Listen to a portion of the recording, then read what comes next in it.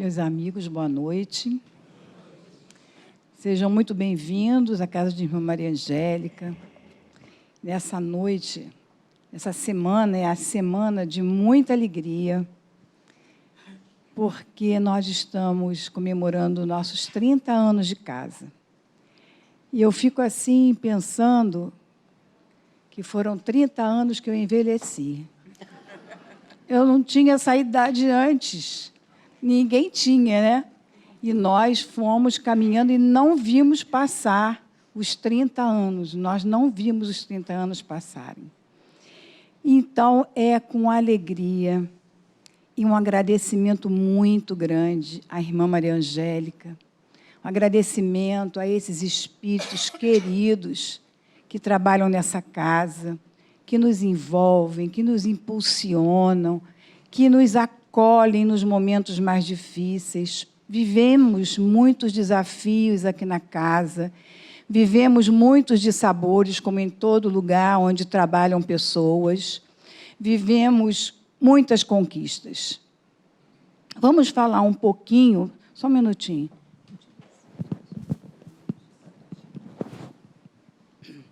Vamos falar um pouquinho da nossa casa, da Irmã Maria Angélica. Quem é esse espírito tão amoroso que trabalha incansavelmente durante conosco esses 30 anos? A irmã não fala muito dela. Não fala, não. Ela não fala. Lógico, ela está viva, né? Ela no plano espiritual não fala. Ela não envia nada, muita coisa dela. O que nós sabemos da irmã é que ela vivia num convento em Portugal, e veio para cá, para o Brasil, e foi trabalhar com Joana de Ângeles, num convento na Bahia. Lá em Portugal, ela trabalhava com os pobres, e aqui continuou também o seu trabalho com os pobres na Bahia.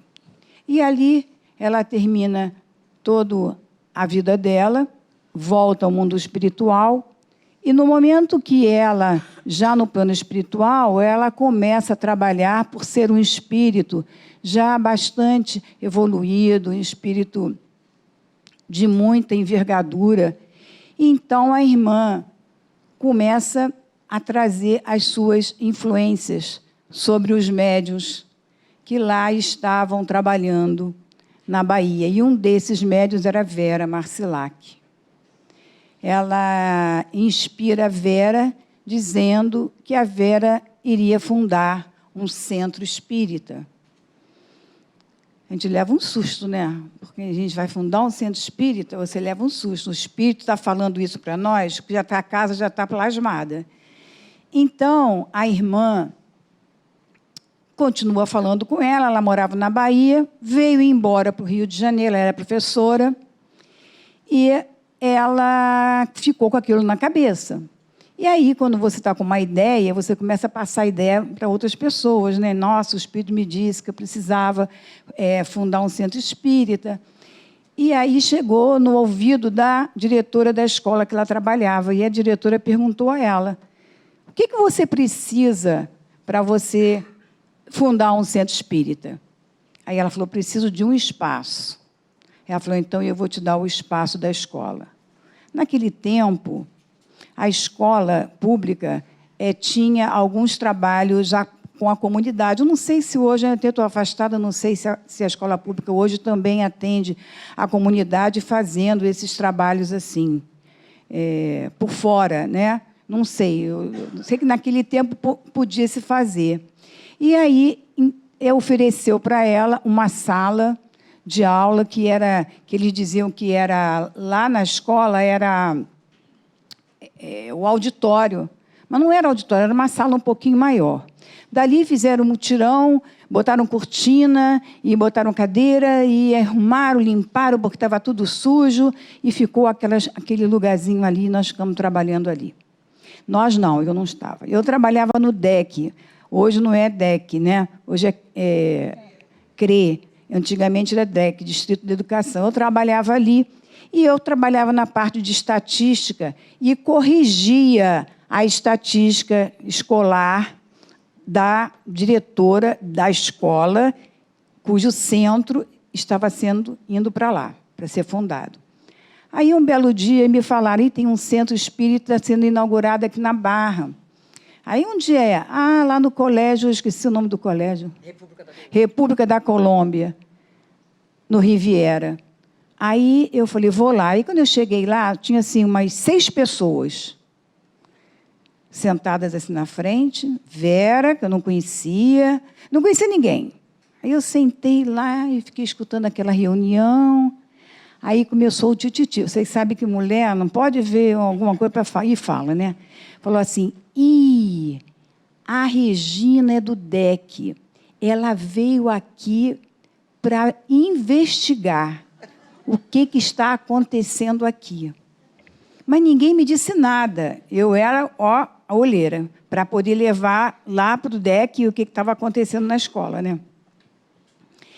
Bom, daí eu fiquei, depois fiquei sabendo dessa história, porque eles viram que eu não era olheira nenhuma, que eu queria ir lá realmente porque eu queria participar.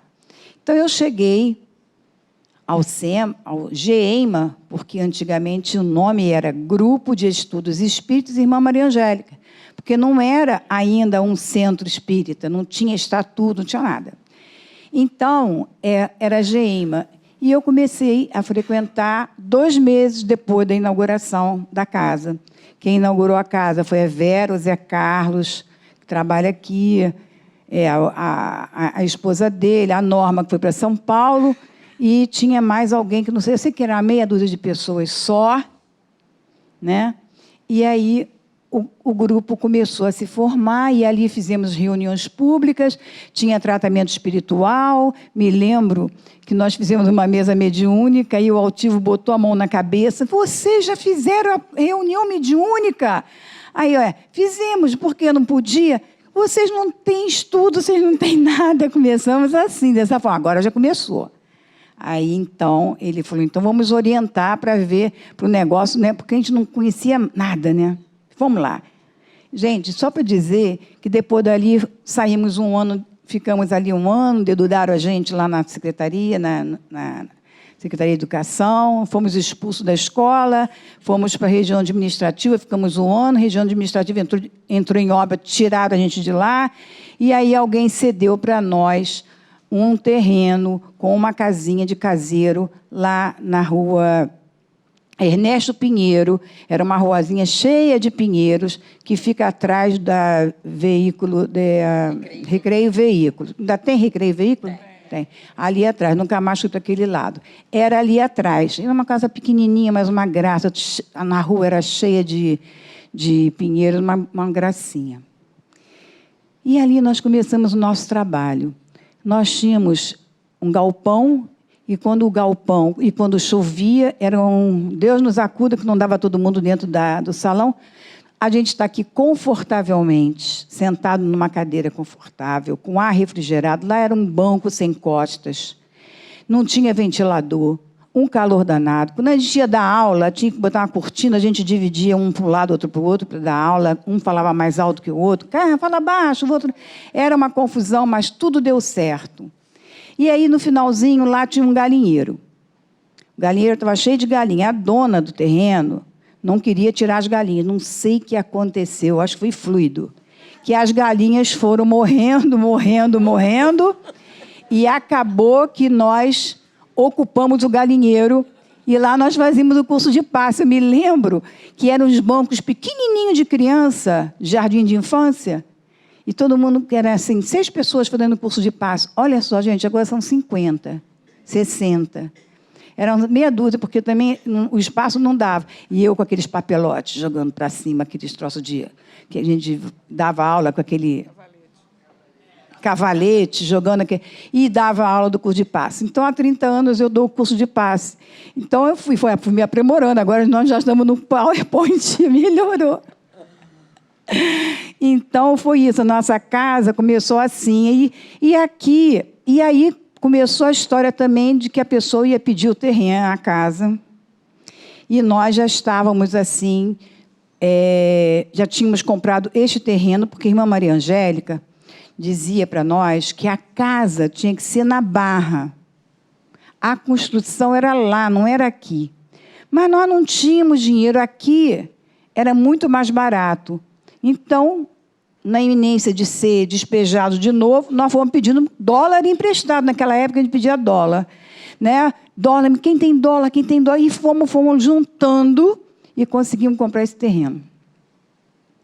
Daí, fizemos essa casa, construímos, compramos o terreno do lado, construímos lá, compramos aqui do lado.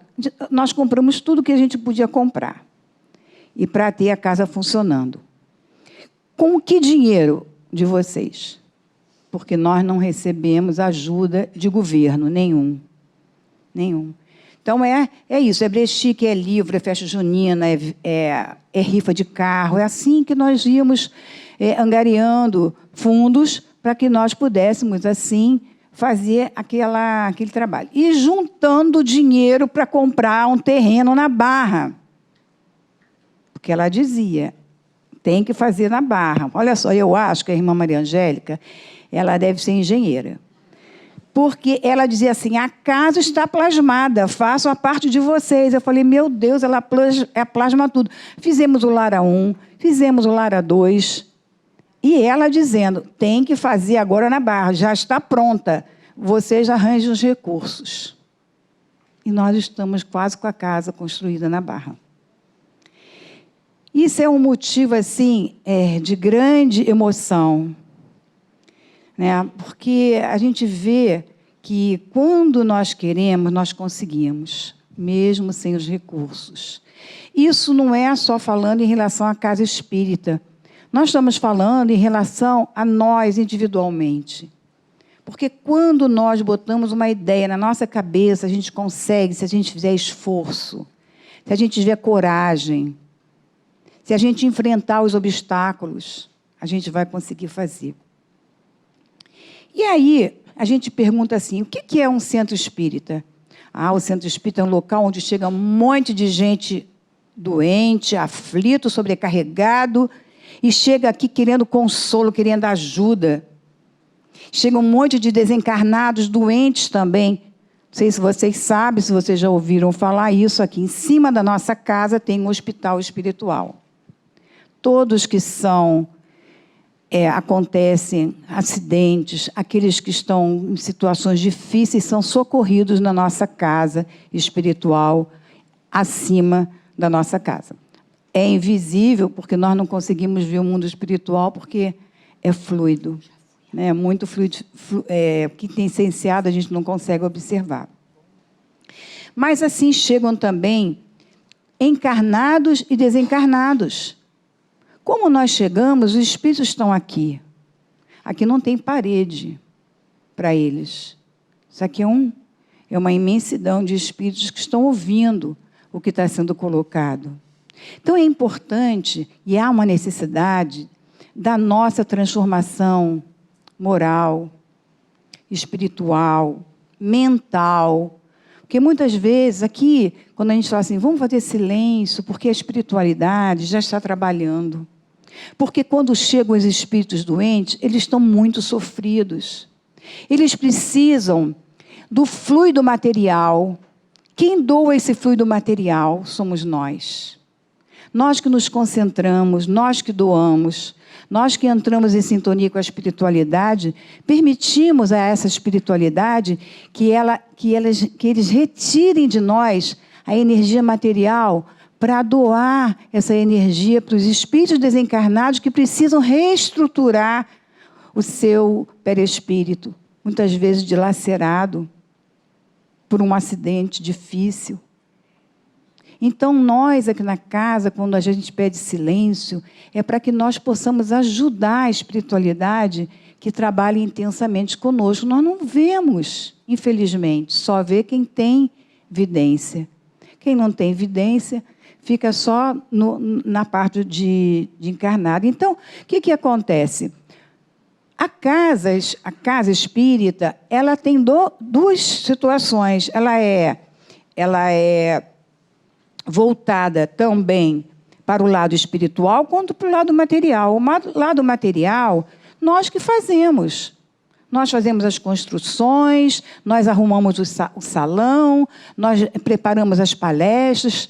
Tudo isso quem tem que fazer somos nós encarnados. E o lado espiritual, o que eles fazem? São aqueles espíritos que vêm pedindo socorro, pedindo ajuda, coisa que nós não conseguimos ver.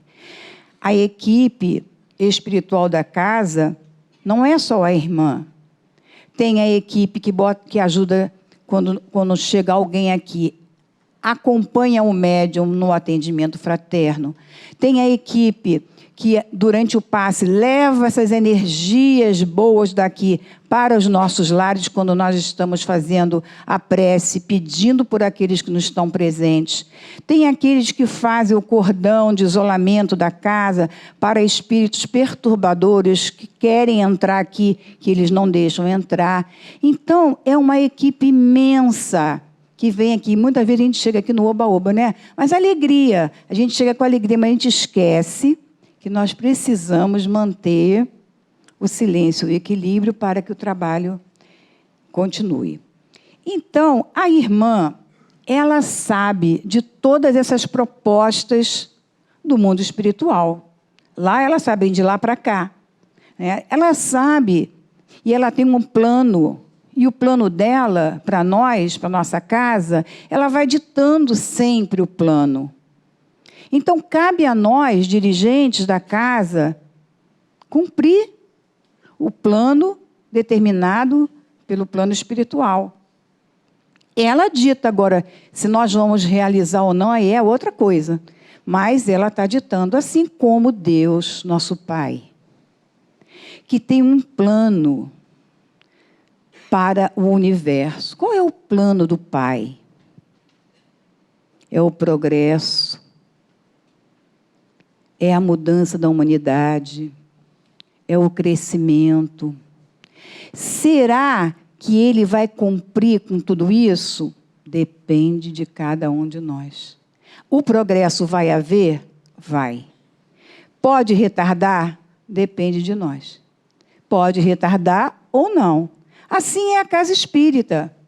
Ela pode subir que nem um balãozinho, ou ela pode ficar o quê?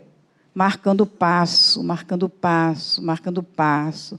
Se nós não formos obedientes, se nós não tivermos vontade de ajudar, se nós não acreditarmos, se nós fraquejarmos nas nossas dificuldades, porque acontece isso, né? E muitas vezes nós falamos assim, o mundo está de cabeça para baixo. Não está, não. O mundo está evoluindo.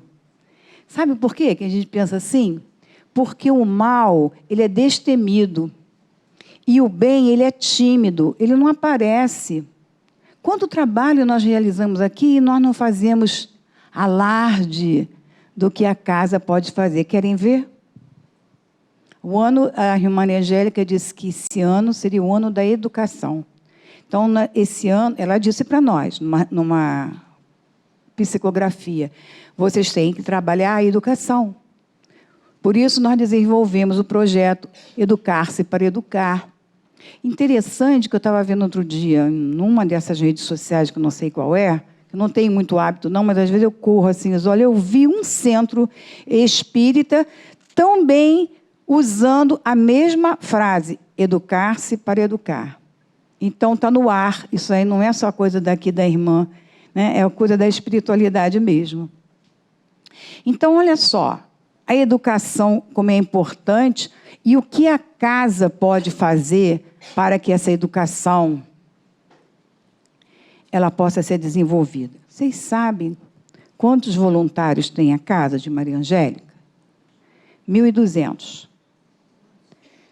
Sabe quantos alunos estudam aqui no centro? 2.900.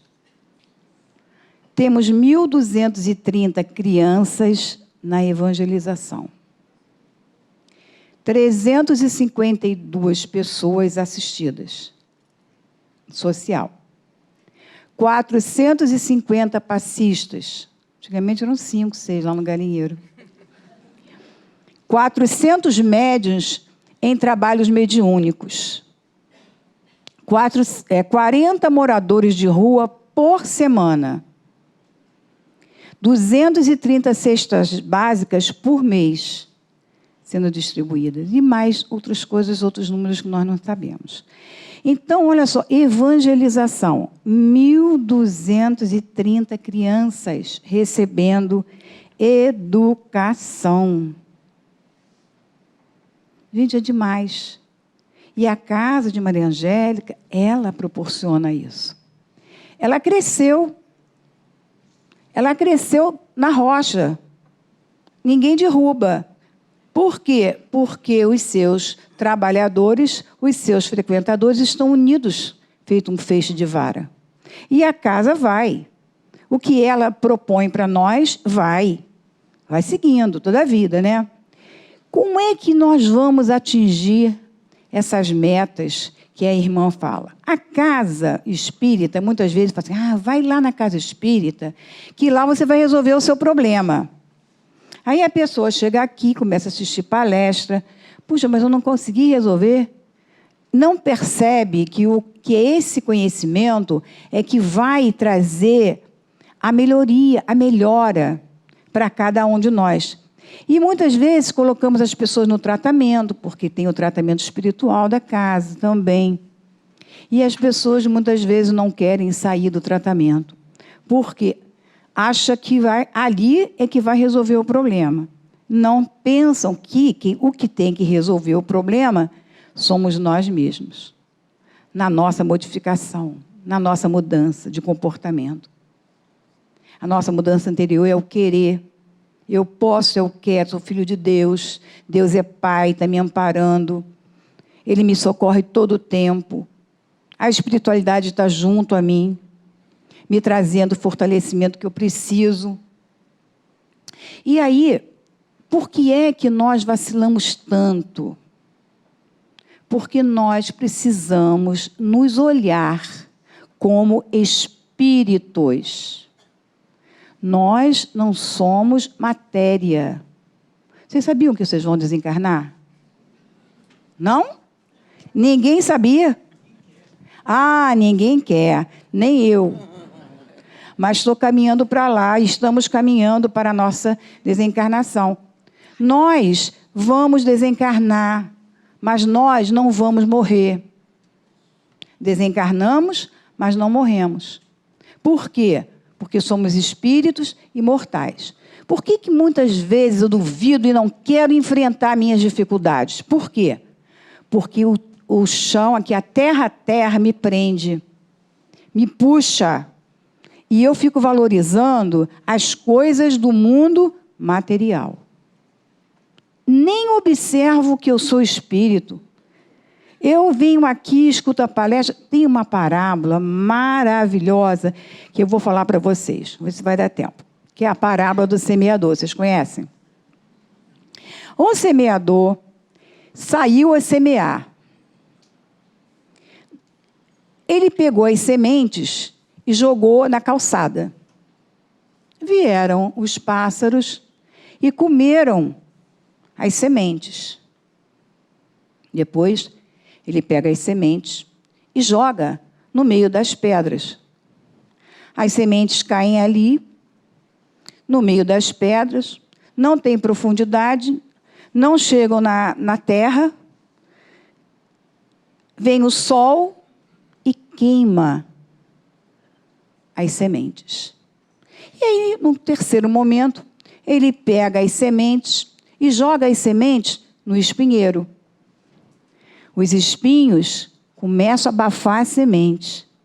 As sementes ficam espremidas pelo espinho. Não frutificam. Depois, ele pega a semente e joga a semente na terra firme. Na terra adubada. As sementes caem ali, dão raízes, crescem, frutificam, dão frutos 100, outras dão 200, outras dão 300. Isso é a parábola do semeador. Agora vamos nos colocar assim na parábola. O semeador é o Senhor Jesus. O semeador somos todos nós que divulgamos a doutrina espírita.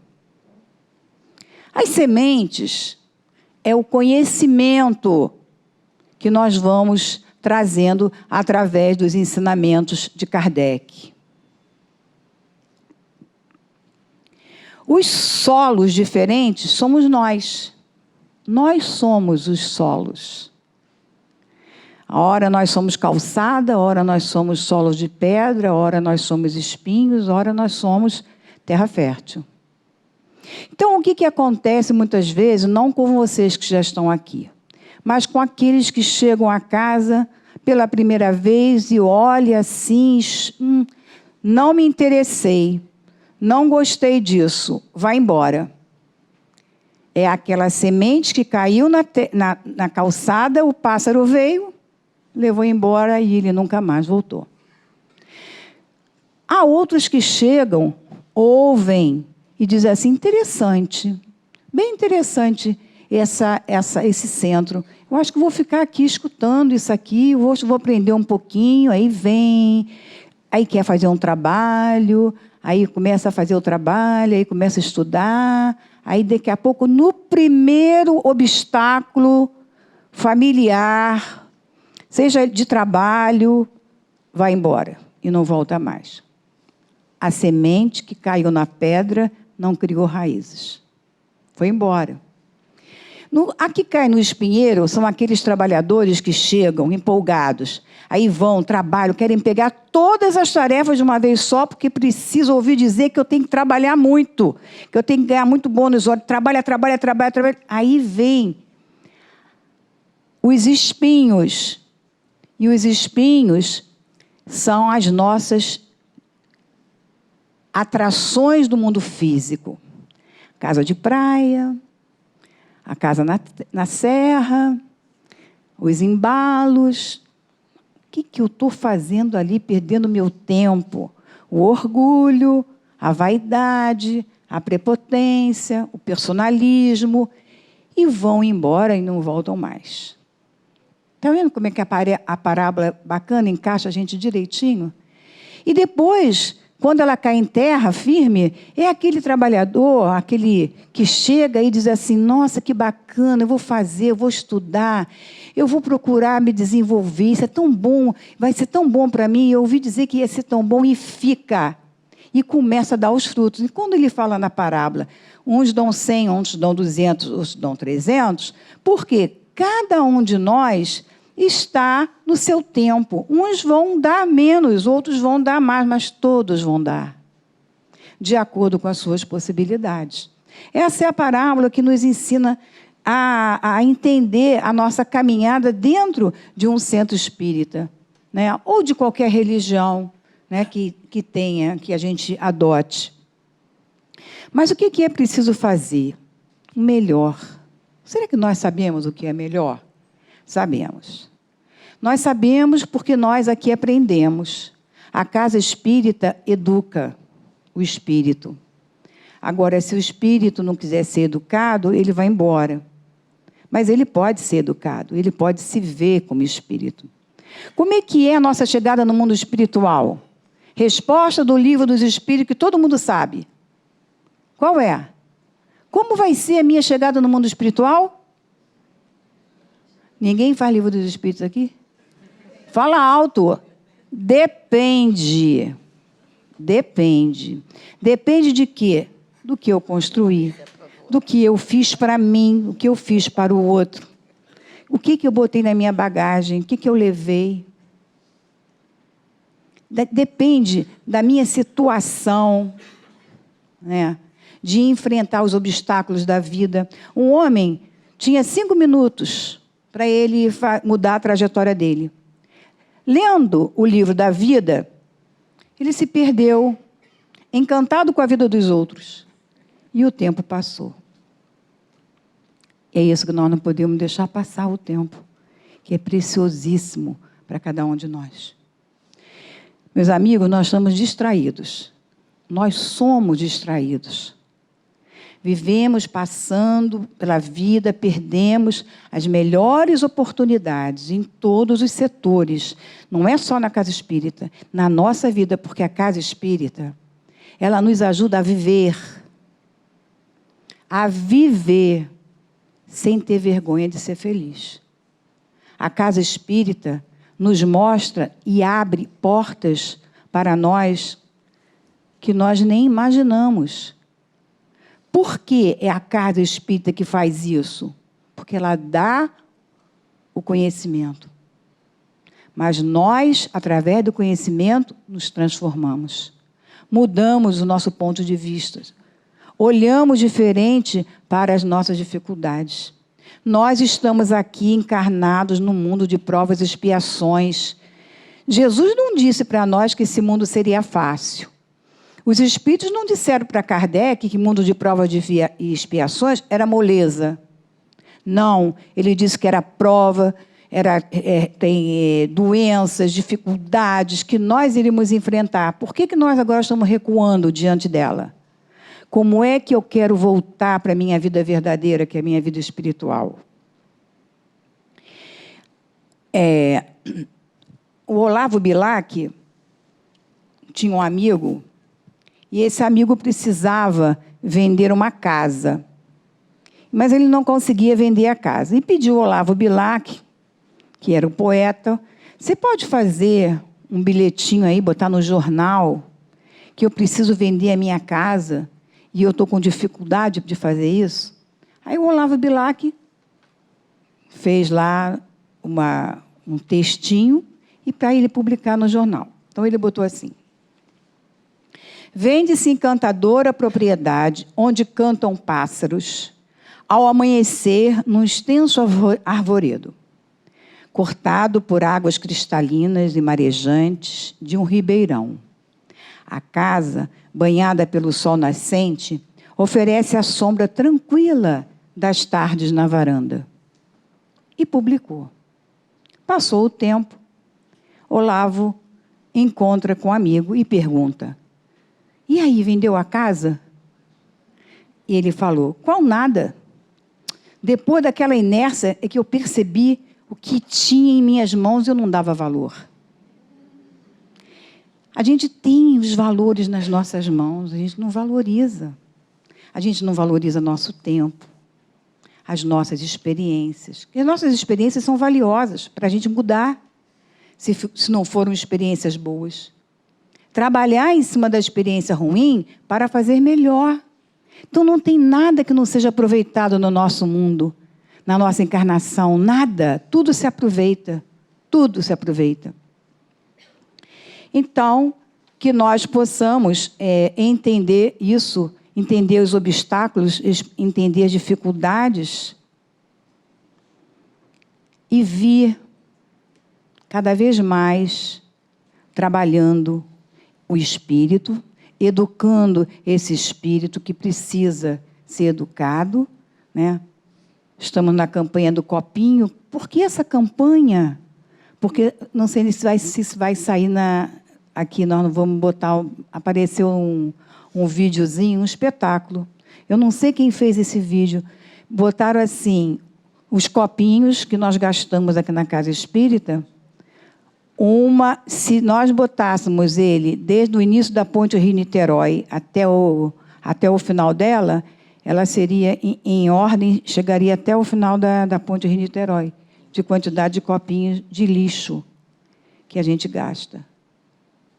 E o nosso planeta está aí, indo embora pela nossa inércia, pela nossa falta de responsabilidade, porque nós temos responsabilidade com o planeta. Não é? E é isso.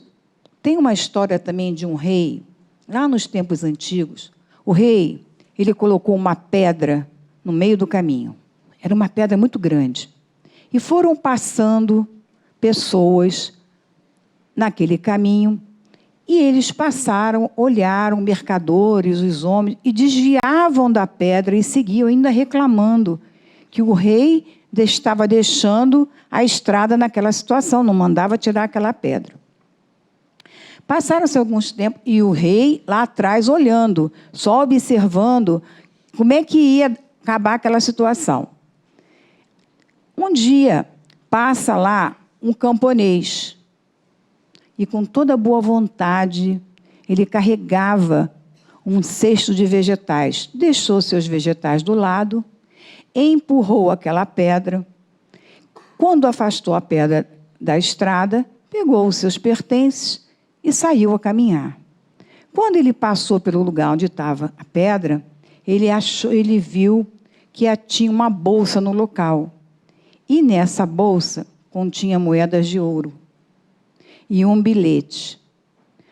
Todo obstáculo contém oportunidade para melhorar nossa condição. Então, eu vou repetir. Todo obstáculo contém oportunidade para melhorar nossa condição. Não tem nenhum filho de Deus, nem aqui, nem lá fora, nem em qualquer centro espírita, nem em qualquer religião, que não esteja sendo amparado por Deus. Nenhum de nós está sozinho. Todos têm a misericórdia desse Pai. Então, meus amigos, olha, é botar a mão na charrua e trabalhar. Não tem outro remédio. Venham trabalhar, venham construir. Essa casa é uma casa amorosíssima. Os palestrantes de fora, quando vêm aqui, dizem assim, nossa, que vibração tem aqui. Por quê? Porque todos que trabalham aqui trabalham com muito amor. E é esse amor que faz com que a casa, cada vez mais, ela cresça, cresça, cresça, e ela vai crescer muito. Ela vai dar muitos frutos por causa de todos nós que aqui estamos. É o somatório de todos nós que fazemos o trabalho no bem. Então, quem está chegando, não perca a oportunidade. Se inscrevam no curso. Venham trabalhar conosco. Venham fazer parte dessa grande família, que é a família da irmã Maria Angélica, querida do coração. Dr. Bezerra, ele tem uma frase muito linda que ele diz assim, quando uma obra tem raízes no céu, os frutos despencam sobre a terra. Olha que bacana. E os frutos estão despencando. E como despenca fruto? Então, nós possamos agradecer muito essa irmã querida. Acreditando, como ela sempre diz, que nós somos filhos queridos do coração. Meus amigos, não tem ninguém que passe por dificuldade aqui na casa, por doenças aqui na casa, alguém que não esteja, aquele que já esteja conscientizado, que não passe de cabeça erguida, com confiança, com fé, com certeza que vai dar tudo certo. Eles nos abraçam, nos carregam em seus braços amorosos, conversam com a gente de noite, quando vamos dormir, lá nos nossos pensamentos, no nosso sonho. Trazem para nós questionamentos, nos ajudando no direcionamento dos nossos problemas, mas é preciso que nós nos liguemos a eles. Como é que eu posso ter ajuda se eu não me ligo? Como é que eu posso ter ajuda da espiritualidade se eu nada faço? Não é? Vamos botar a mão no trabalho. O trabalho rejuvenesce, sabia? A gente fica jovem no trabalho, a gente não envelhece. Uma beleza. É a cirurgia plástica de graça. Ficamos novinhos. Olha aqui, eu vou ler uma mensagem da irmã Maria Angélica. Ela passou essa mensagem para nós no dia 12 de junho. Então, é assim, eu acho que ela conversou comigo lá no plano espiritual, porque ela fala umas coisas aqui que eu acho que tudo que eu falei assim, de um modo geral, ela diz assim, nossa casa está em festa. 30 anos de trabalhos sérios e consecutivos. Nosso coração se enche de júbilo e de contentamento quando percebemos os esforços de todos nesse educandário de luz. Quantos espíritos encarnados e desencarnados são beneficiados? Quantas benesses chegam aos lares de todos? Nem sempre, meus queridos filhos, conseguimos resolver as muitas súplicas que nos são enviadas, mas saibam que as levamos ao nosso bom pastor e elas não ficam sem respostas. Quanto crescimento, tanto no plano físico quanto no plano espiritual. Muitos espíritos chegam para ajudar e para serem ajudados. Os cursos têm socorrido muitos irmãos e evitado muitas tragédias. Que bênção, meus queridos filhinhos, a evangelização infantil. Como podemos agradecer ao Pai Maior esse trabalho de despertamento às nossas crianças? Evangelizadores responsáveis pela tarefa, quanto devemos valorizar cada preparo de aula, cada oportunidade de falar de Jesus e de seus ensinamentos. Enfim, meus filhos, nossos votos de que sejam firmes e que tenham a verdadeira coragem de pautar suas vidas nos ensinamentos do Mestre Jesus, pois a quem muito foi dado, muito será pedido. Meus filhos, sigam firmes no caminho do bem, ultrapassem os percalços, saiam vitoriosos na maior vitória, que é derrubar o egoísmo e tudo que nos prende às coisas que não constroem. Como gostaria que todos acordassem rapidamente nesse mundo de provas e percebessem que tudo passa e que tudo com a misericórdia de Deus é sempre minimizado. Mãos no arado, sem olhar para trás. O que foi, foi.